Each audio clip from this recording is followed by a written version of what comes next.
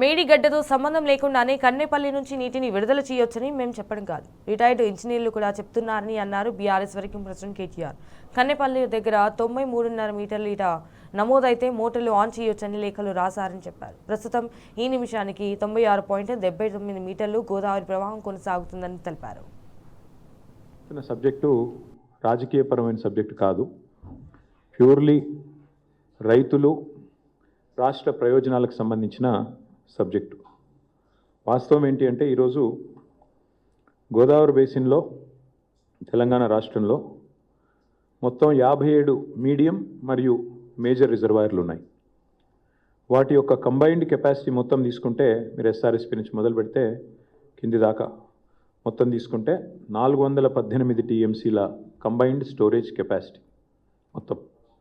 కానీ ఈరోజు ఈ నిమిషానికి జూలై 11, నేను ఎందుకంటే లెక్కలు కూడా తీసుకున్నాను, జూలై 11 ఉదయం 11 గంటల లెక్క ప్రకారం తీసుకుంటే ఈరోజు ప్రస్తుతం ఈ 418 టీఎంసీ స్టోరేజ్ కెపాసిటీ ఉండే వివిధ రిజర్వాయర్లు చూసుకుంటే ప్రస్తుతం ఉన్న నీళ్లు కేవలం 94 టీఎంసీలు మాత్రమే, అంటే 23% మాత్రమే ఇవాళ నిండి ఉన్నాయి.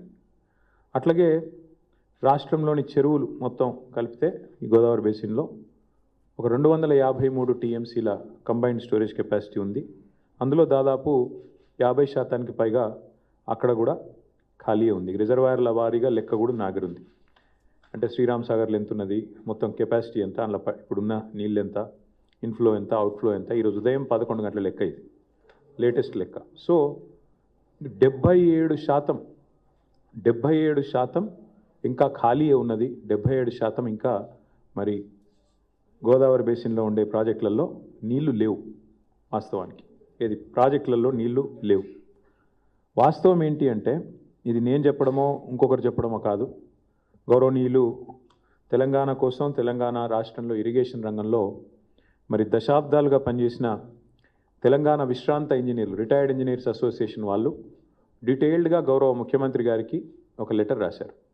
రాష్ట్రంలో వర్షాలు ఏంటి, జలాశయాల పరిస్థితి ఏంటి, ప్రభుత్వం ఎట్లా ఇప్పుడున్న ఈ పరిస్థితిని ఎట్లా అధిగమించవచ్చు అంటూ పాపం వాళ్ళు చాలా ఫికర్తోని, చాలా బాధతోని, చాలా ఆర్తితోని వాళ్ళు డీటెయిల్డ్గా లెటర్ రాశారు.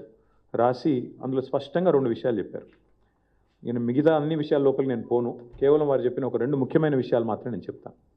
అందులో నెంబర్ 1 విషయం వారు చెప్పింది ఏంటి అంటే మేడిగడ్డ బ్యారేజ్కి అట్లాగే కన్నెపల్లి పంప్ హౌస్కి మధ్యన దాదాపు 14 కిలోమీటర్ల పైచిలకు గ్యాప్ ఉన్నది.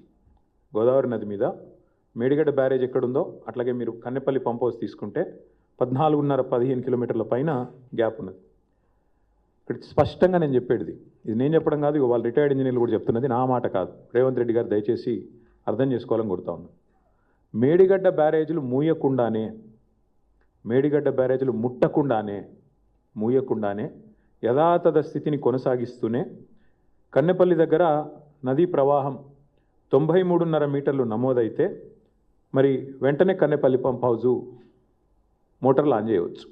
ఇది నేను చెప్తలేను, తెలంగాణ రిటైర్డ్ ఇంజనీర్స్ అసోసియేషన్ వాళ్ళు డీటెయిల్డ్గా అధ్యయనం చేసి వారు చెప్తున్న మాట. ఈరోజు ఈ నిమిషానికి నేను మళ్ళీ తెలుసుకునే చెప్తున్నా, 11 గంటలకు ఇవాళ అక్కడ ప్రవాహం ఎంత ఉంది కన్నెపల్లి దగ్గర అంటే 93.5 మీటర్లకే మీరు అక్కడ పంపులు ఆన్ చేయొచ్చు. ఇవాళ ఈ నిమిషానికి అక్కడ 96.79 మీటర్ల మీదికెళ్ళి గోదావరి నది ప్రవహిస్తూ ఉన్నది.